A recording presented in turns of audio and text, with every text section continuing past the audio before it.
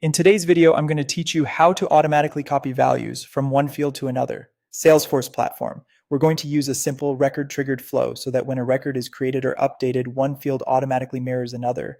This is perfect for keeping data in sync without writing code. Start by signing in to Salesforce and heading to Setup. Click the gear icon in the top right, then choose the option to open the full setup experience.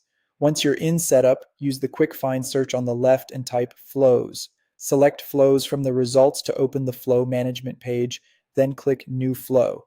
In the New Flow window, choose Record Triggered Flow. This type of flow listens for record changes and runs your automation automatically. In the Start configuration, pick the object where you want this behavior, like account, contact, or a custom object. Set the trigger to a record is created or updated, so the copy happens both when people add new records and when they edit existing ones. If you only want this to run in specific cases, add entry conditions here. This helps you avoid unnecessary updates and improves performance. As a best practice, ensure the target and source fields are compatible types such as text to text or number to number.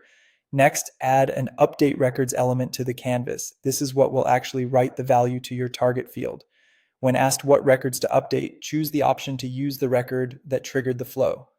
This keeps things simple and ensures you're updating the same record that fired the automation. Now set the field mapping. In the field values section, select your target field first, then set its value equal to the source field. You can reference the current records fields with the record variable, typically shown as the record that triggered the flow. Use the field's API names to avoid ambiguity and double-check spelling and underscores.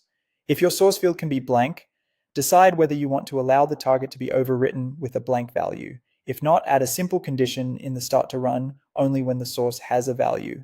When you're done, click Save. Give the flow a clear name and description so others know exactly what it does.